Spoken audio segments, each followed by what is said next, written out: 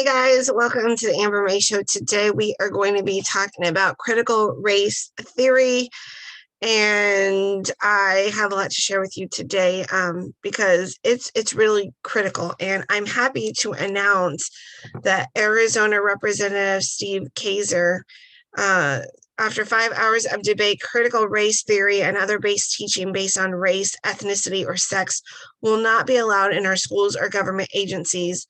Onto the Senate floor to follow the bill. Watch SB 1532 and SB 1074. This is great. You guys, we have gone so many decades with just sitting by and watching on the sidelines, and it's been so frustrating. I don't know why it took so long to get to where we're at today, but finally we're saying no more. You've pushed us to the limit. I think Donald Trump was like the straw that broke the camel's back. But before we get into the show today, hey, if you are interested in building legacy wealth with tax-free retirement and living benefits, so if you get ill or injured, you will still have income coming in that's tax-free, check on the link below because we're going to want to get in touch with one another. And you heard that right, tax-free. So that's really, really important. So make sure you click the link below to learn more about that. And also about health. Hey, if you're looking for natural ways to support your health, essential oils is such an amazing way to get started.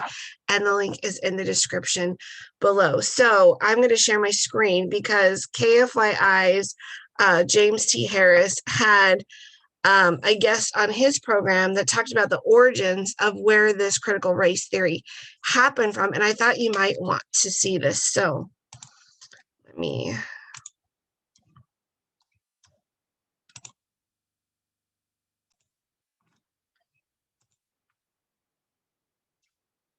You have to connect the dots, to understand how this became such a huge problem in the valley. In the center ring of the conservative circus, we have Loretta Honeycutt. She is the editor of the Arizona Daily Independent. 10 years ago, she worked for the Tucson Citizen. And when they started to censor her articles, she and her husband realized they were making a dent. They decided they need to do this thing on their own, and they started the Arizona Daily Independent. Loretta Honeycutt, how did this monstrosity that is happening, that's just blooming and spreading throughout the Valley schools, where did it get its start? Good morning, my beautiful friend. It actually got its start at the University of Arizona and the University of Wisconsin. And it was creepy. It was pushed out on the K-12 level through the Tucson Unified School District as part of the desegregation plan with the help of our very own congressman, who was not a congressman at the time, but who was a member of the Communist Party. And the issue was first brought to me by the Latino and Black plaintiff representatives in the desegregation case. I was a writer at the Citizen at the time, and I had come out in favor of the classes. And they said, oh, stop. Would you at least please listen to us? Because what we're seeing happening to our kids is really scary, and you're wrong. At the time, the state was fighting the classes. A Latino teacher had first brought the classes to the attention of the state and said, this is not okay. And so the state took on the fight. And I had come out in favor of the classes. But once we started looking at the materials, and I brought in experts from the National Education Association, other civil rights activists, and we started looking at the stuff and realized, oh my gosh, they're not teaching critical thinking, which is what they sold it as, right? They were actually teaching critical theory, which is actually conflict theory, which is actually Marxism. So let me just back up for a second. You said that this came out of the University of Wisconsin-Madison. This came out of the U of A. It had Raul Grijalva, I believe that's who you're talking about, the communist, was behind this. It was like planted in the Tucson school district, and it began to spread. And this is what eventually became La Raza. Yes, it was La Raza at the time. Once it was adopted by a professor at the University of Wisconsin, who then I want to say she kind of whiteified it. She had changed the trajectory and applied it to white children so that it could be taught in schools across the country. So this is kind of incredible. We have Loretta Honeycutt from the Arizona Daily Independent in the central ring of the conservative circus. What you're explaining is how this thing started in TUSD, and this started 10 years ago, and it started to grow. And now we know it's a national thing now, but how did critical race theory go from Tucson to the Valley schools? Well, so once it became normalized, right, and they created an entire language around this particular curriculum and methodology, then it started seeping in through teacher training, through our colleges of education. You know, the number one most assigned text in our colleges of education across the country is Paulo Freire's Pedagogy of the Oppressed, which is the foundation of this teaching. And it's really kind of crazy when you look at the plaintiff representatives at the time. They saw what was happening, and they were saying, this is racist. But it was being sold as anti-racist. So you had these civil rights leaders saying, oh my gosh, we need to stop. This is insane. But you saw the colleges of education then pick it up, and they were determined to get it out. And it was modified they saw the model at TUSD, so it was modified for each community to fit that niche. In TUSD, it had been created for Latino students, right? And so they modified it for each community. Eventually, after it had become normalized and almost accepted, then it was packaged in the name of equity and social justice. So whenever you see those two words, you know that you're dealing with critical theory. Whether they inject race into it and it becomes critical race theory, or they inject sex into it, or gender, it's all critical theory. And it's all being sold in the name of social justice. And now it's, equity. We used to strive for equality. Now we're striving for equity. How pervasive is critical race theory? I mean, you were there for the very beginning. I take it. It has to be kind of incredible from your viewpoint to see how far this has spread. And I want to ask you, how pervasive is it now? Well, we had attended the one school board meeting where the kids had very violently taken over that board meeting. Yes. And I was assaulted twice at that meeting. It was a very scary. You saw how these kids had been radicalized and how they had been turned into little foot soldiers. After that meeting, I had been asked to go on the Glenn Beck show, and I had never heard of the guy. I had never watched Fox News a day in my life. But the Black plaintiff representative told me I had to go on. I had to tell people what was happening in Tucson, Arizona.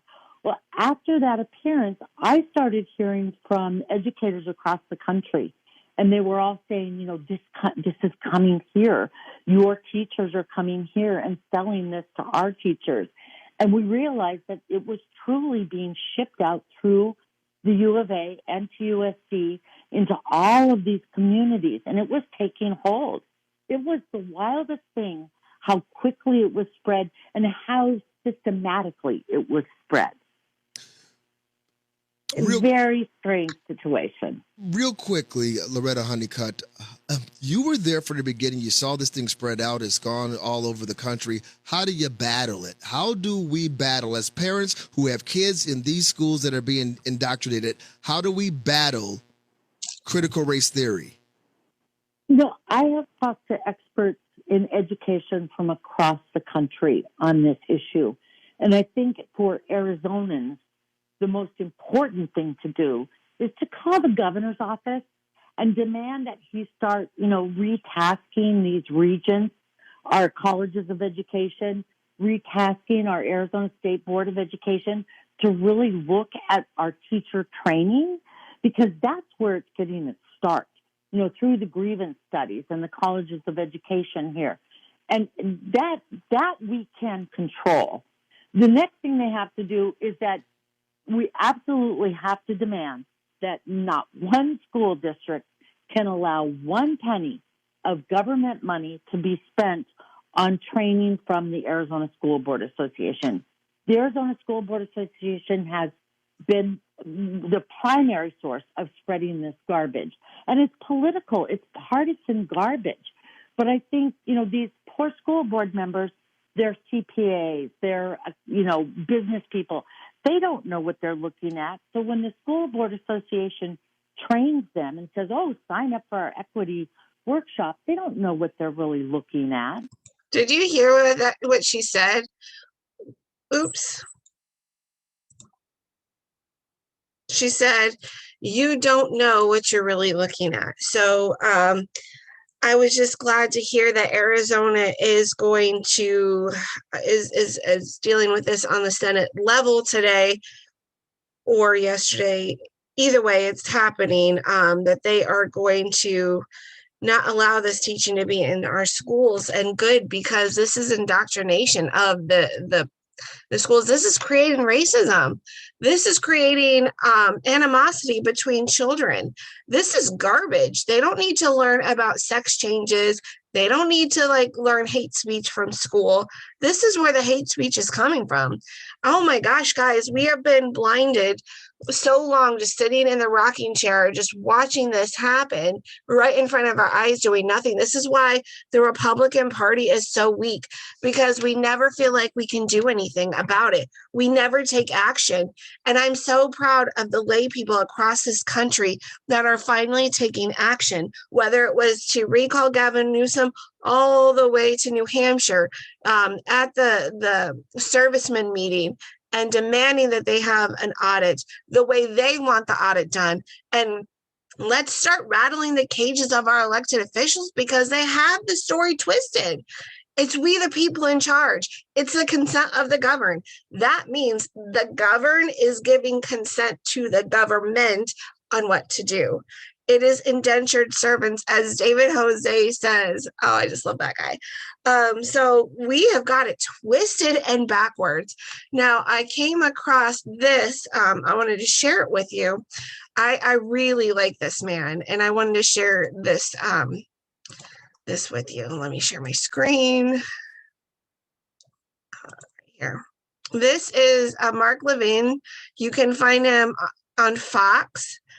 And then I like David Rubin, because he used to be a liberal, and the more he started interviewing conservatives, he turned to be a libertarian conservative. Check this out. And I think and by the way, people don't realize, for 30, 40 years after he died, nobody cared about Marx. Talking about Marx. Karl except Marx. American progressives who were fixated with him.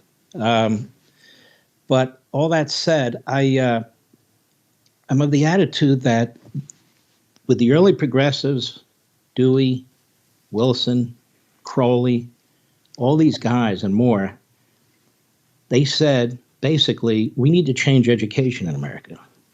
It's not enough to teach mathematics and history and English without a social construct, without an understanding and putting it in a cultural perspective. And that's what they did. They fundamentally altered public education, which became bigger and bigger. And then they altered colleges and universities. Back then, as I recall, about 6% of the population graduated from college. Today, it's about 34, 35%. And so they felt, as elites and so-called intellectuals, that is where they could make the biggest change. And they have. They have fundamentally altered the way at least half the country looks at this country. And as you know, Marx wanted a clean slate. So our history is to be attacked. Our history is to be degraded. Our history is to be rejected. So whereas somebody like me and you, we look at our history and ancient history and all history in order to try and figure out what is mankind about? Where should we be? Are we doing the right things? Does this make sense? They don't. So Antifa, Black Lives Matter, leftist period, they attack American history. They reject what the framers did. And I'm going on here a little bit, Dave, but you know what's interesting? I'm with you. Well, you're talking about the slow march through the institution. So what do you do then? So if we're at that strange place now, and 35% of the kids that now go to college, so now you've got 35% as opposed to 6%. What do you say? That was just a couple decades ago, in essence. Well, that's an awful lot of brainwashed people coming out of these schools. What do you do in an age of social media and in an age of a culture war? We have to begin to use the left's tactics against the left. Thank you. I believe this very strong. I never used to believe this. I used to preach free market capitalism. I still believe in it. All these other things, and they're very, very important.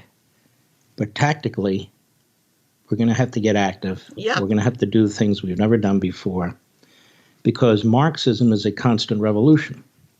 Conservatism or constitutional conservatism is a stand in place. And so they're always on the move, and we're always on defense if we're doing anything at all. I look at it with the Democrat and Republican Party. It's not a precise parallel, but the Democrat Party is always breaking windows. The Republican Party is always sitting in rocking chairs, just watching it. And so this has to change. Now, I can't control the Republican Party. And I think that's why a lot of people like Trump, because wittingly or not, he would break windows when they would break windows. And wow, there's a guy finally who's fighting for these things. But also, I think more and more of us in our individual lives are going to have to become activists. I don't mean violent activists. I mean activists. In everyday things that we do, where we choose to buy things, when we talk to neighbors, form groups, to go to school boards, do all these sorts of things, start pressuring our legislatures, where we have friendly legislatures, to pass laws like they do in Florida to address big tech.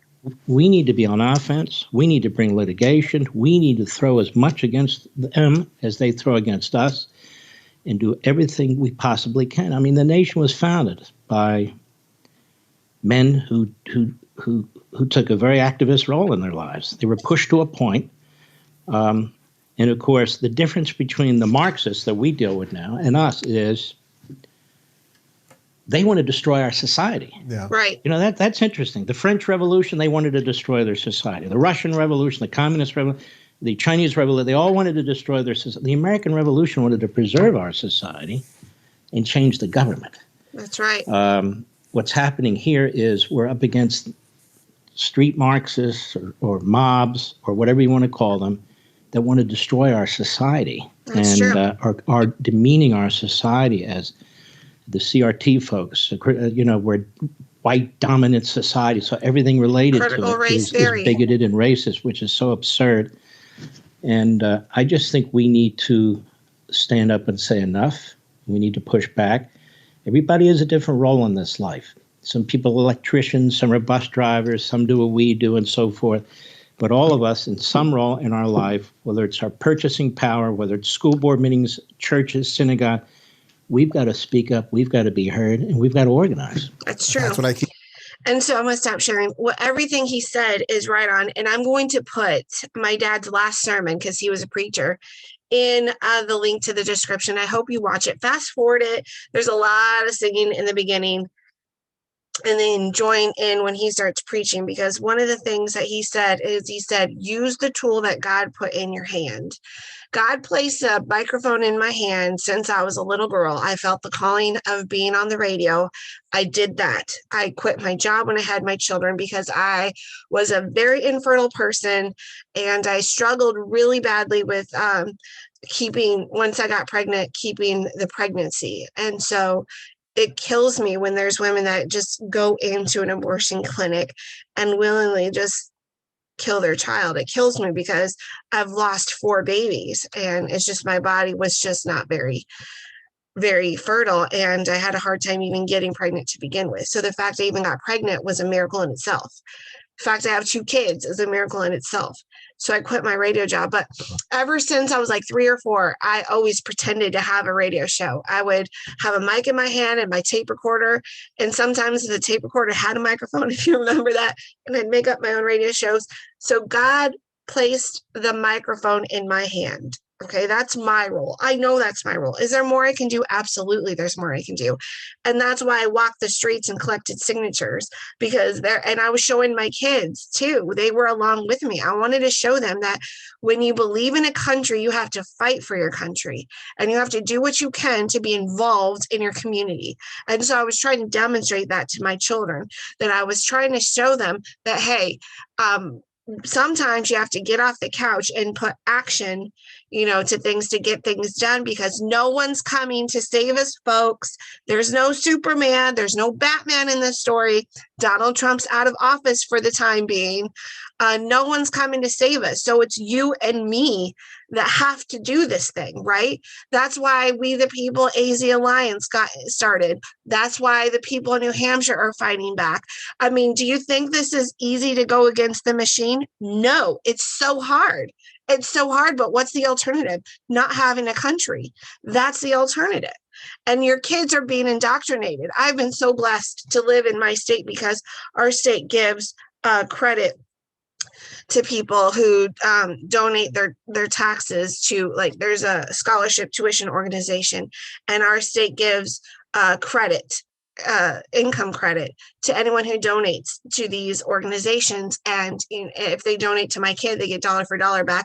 And they've been able to be blessed to send my kids to private school, because I don't want them to be a racist. I don't want them to think that the reason why kids are mean to them is because they feel like they need to be a boy when they're a girl, or a girl when they need to be a boy. These are not things that they need to learn. They need to learn how to do their math, and not with any social construct. Just do math, 1 + 1. Just do the math. Learn about history, but not the history the way they are teaching that Americans are bad and imperialistic, and we should be very embarrassed about our country. No. I didn't want my kids to learn that. Okay, let me share this article that came out of Epic Times. And it says, socialist revolution is underway in America.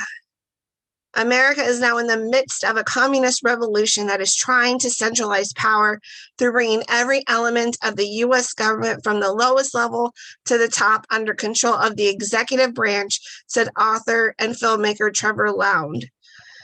Hopefully I said that right. Therefore, the independence of the legislature, the independence of the Supreme Court, and the independence of the sheriffs and police must all be destroyed. And the loyalty of the army to the Constitution must be transferred to loyalty to the president, Loud said in an interview with Epic Times. And this is guided by socialists. I believe it's guided by the Communist Party of China. Hello, yes, it is, Loud says. And I would even say Russia, because I don't know if you remember, President Ronald Reagan thought he defeated Russia with the Cold War, but here it is again. The revolution uses race rather than the class to overturn the existing structures of society and start something new. Marx's theory of exploitation divides people into 2 opposing classes. And then, because there is mobility between classes as workers can buy equity in a company to start their own business, this theory has not gained much support in America. But race can be used to divide American society because it cannot be changed, Loud said. Did you see my past videos, when I talked about race and I talked about how they use blacks, and why do they use people of African descent? I don't know, but that's their go-to. And they pit the people of African descent against the people of European descent. And the people of European descent feel so bad that they've put down the people of African descent, that it just causes this extreme chaos and this animosity and this hatred that's not even real. It's fake. It's fake. The Occupy Wall Street movement of 2011 evolved on the basis of class oppression, with a goal to fight back against the wealthiest 1% of people on behalf of the remaining 99% of the population. Although the movement gained some momentum and eventually failed, Loud continued. Now they're trying to only have two classes, the super rich and the super poor, and the super rich are always going to dictate your life for you. Did you not hear in my past video with the Cuban saying he couldn't even eat beef or lobster? Did you know that Biden, in one of his which one was it? It was had to do with the environment. I don't know, one of his environment things, that he wants to limit beef consumption to once a month. What business is it of theirs? Let live. That is control. That is not freedom. That is not liberty. That is control of a small group of people to tell you what you can and cannot eat. It's not their business. That has nothing to do with protecting the United States of America and to help with interstate trade. That's their main function in the federal government. Don't forget that. However, back to the article, you'll have multimillionaires back football players complaining about white oppression, he said. Joe Biden is using a race as a way of breaking down the existing power structures in the military and in society in general, Loud said. Defense Secretary Lloyd Austin ordered in February a one-day stand-down in the military to assess extremism and racism within the ranks of the armed forces, and directed military commanders to spend time talking to their troops about extremism. I really feel bad for soldiers right now that have to live under this regime that they're in. According to a Pentagon report published in March, domestic extremists pose a serious threat to the U.S. military by seeking to add service members to their rank and joining the armed forces to boost their combat skills. In addition to potential violence, white supremacy and white nationalism pose a threat to the good order and discipline within the military, the report says, which is a lie. The majority of the lower rank of the American military is primarily recruited from white community and largely Southern. They tend to be pretty Christian, and they tend to be pretty typically in socially conservative, he continued. Therefore, the military needs to purge or minimize its lower base and bring in more people of color, leftists, and people who will be more loyal to the new regime, Loud said.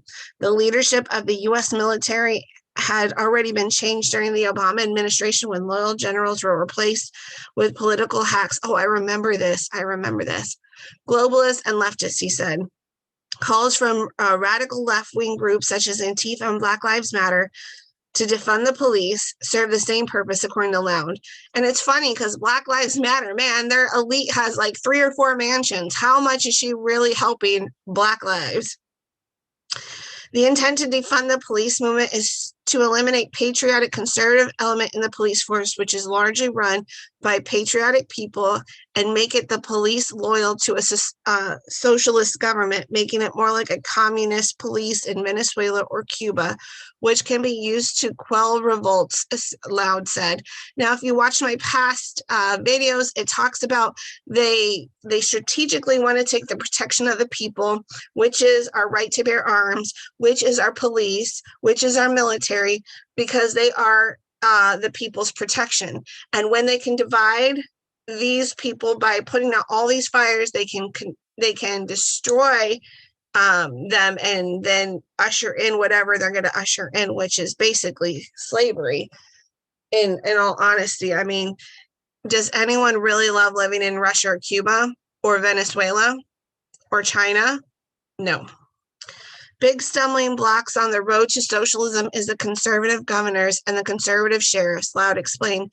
The sheriff is one of the most important positions in America, and the county sheriff, who are loyal to the constituents, the Constitution, can protect their counties from unconstitutional regulations imposed by the federal government, he continued.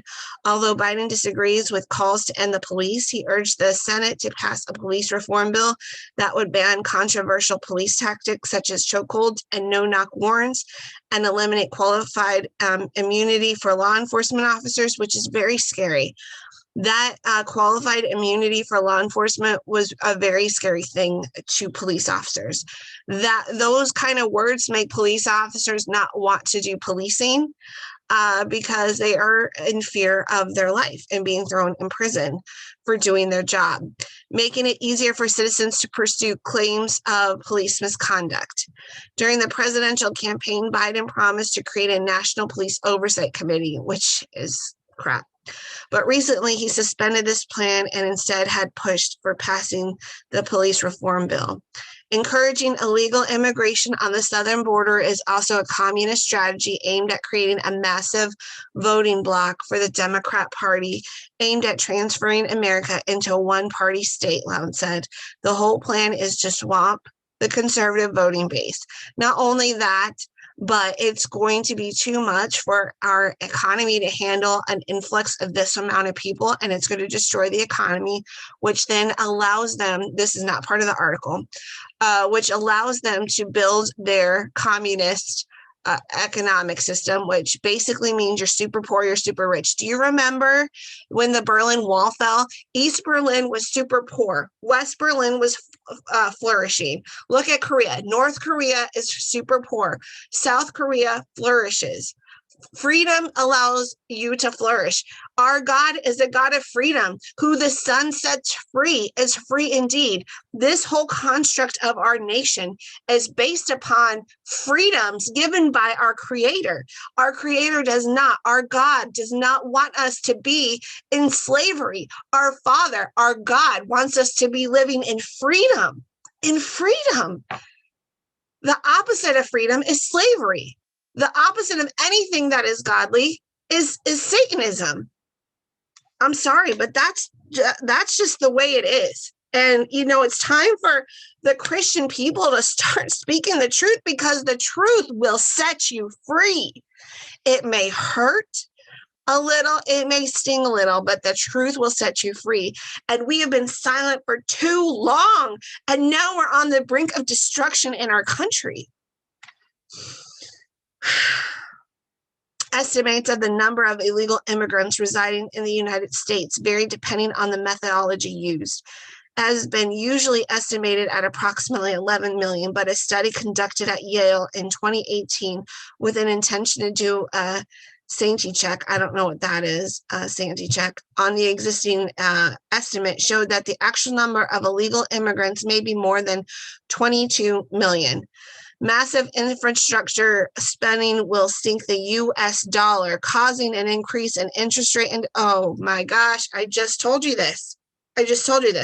Massive infrastructure spending will sink the U.S. dollar, causing the increase in interest rate and destroying the U.S. business, Lund said. The new infrastructure will be there to absorb the workers who are displaced, so everyone will be put on a subsistent level wage, like a universal basic income, building an army of young people totally dependent on the state. The Bible says the slave is servant to the lender. Basically, when you borrow money from someone, you borrow money, now you're a slave until that is finished. Okay? That is not a biblical principle, because it goes against being free. So to depend totally on someone else, God said in his word, you know, when Adam sinned and took that forbidden fruit, he never had to work before. Like, he worked a little bit, but God provided every single thing he needed, everything. Like, he didn't have to toil for it. But what God's curse, if you go back to Genesis, God's curse to Adam was, you are going to work by the sweat of your brow.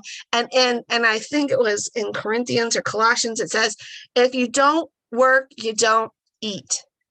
If you don't work, you don't eat. This was because man fell under what God said, do not eat this forbidden fruit. And they ate the forbidden fruit. There was punishment that came from it. And now Adam, who was provided everything, now had to work to provide for shelter for his wife, for his kids. He had to start providing nourishment for his kids and his wife and him. And this goes completely contradictory to what the word of God says. They want to build an army of young people totally dependent on the state. You have no choice when you depend on the state. The state will tell you what you can and cannot do. We have seen this with Corona. Oh my God, just a little glimpse of this. The state dictated our whole life. It is a program that Stalin would have been proud of. It will end the energy industry as we know it in this country. It will destroy the economy, destroy the U.S. military budget, Lon said. Biden's proposed $2.3 trillion infrastructure package, also known as American Jobs Plan or lack thereof, that was my word, not theirs, which aims at not only at fixing roads and bridges, but also facilitating the shift to cleaner energy and expanded social welfare. The infrastructure package, together with the $1.8 trillion family education package and the $1.9 trillion COVID-19 relief package, which mostly did not help the Americans and went to foreign aid, is about $6 trillion in new spending and exceeds about 4 times the total federal budget, according to our favorite Mitt Romney. It kind of felt good that he was booed off the stage because he's part of this problem. The goal of all these policies is to completely destroy the American constitutional republic, adding the ultimate goal is world communism, and that's been the goal for decades.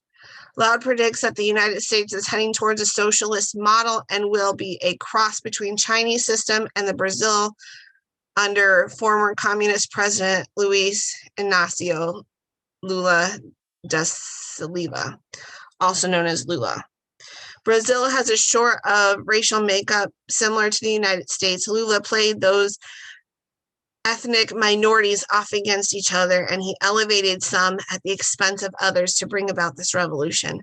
But the ultimate model is the Chinese model. The American elites and the American globalists like the Chinese model because it brings an authoritarian state which can keep workers under control while still allowing room for rich people to make a lot of money. He thinks, however, that eventually we'll be lined up against the wall and shot like everyone else who bucks the system, and that's the truth. That's the truth. There's no freedom. There's no freedom. And so this is a lengthy article, and I think I'm going to end there because I have kept you for so long on today's program, but you got to fight the system. It's time to rise up. There is no time to sit on the couch and just yell from your couch. You have to do something. You have to bombard your legislatures. You have to go against the grain. You have to fight at the school levels. I mean, it's on. They're going to take our guns away from us, or they're going to try, and I think they're going to fail.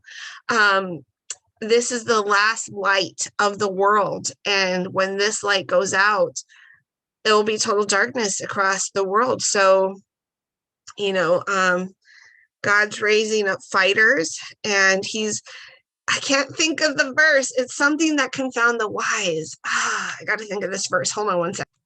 I figured it out. God chooses the foolish things of the world to shame the wise, and God chooses the weak things of the world to shame the strong. And it's funny because God is using a man who sells pillows to kind of lead the charge, and some of our legislatures are leading the charge. I mean, he's using small people like you and I who have no title to anything to change this world. And I'm not going to try and leave you with saying it's over, we're done.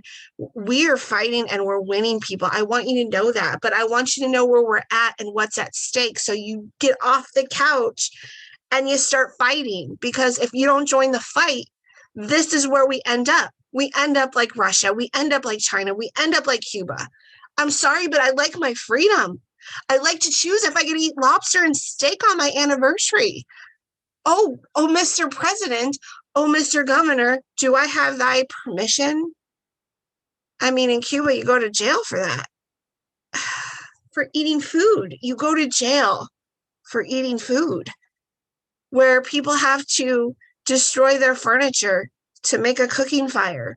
This is not the kind of world I want to live in. I want to choose my own destiny. I want to be able to be who I want to be and go as far as I want to go as humanly possible. I want that American dream that we all go for. Let my limitations be the one who dictates how far I go, not the federal government, not the state government, not any government. I want to be in control. I want to be in control. I noticed that I think Facebook is catching up on me because I'm bringing out videos and not as many people are watching. So I would like you to hit the like button, subscribe, but also I'm going to hit a link to my Rumble account. Please subscribe there because I don't know if I'm going to be next. So click on my Rumble and I'm going to be uploading videos. I haven't uploaded that many there, but I will start. So click on my Rumble link and subscribe just as my backup channel. Take care.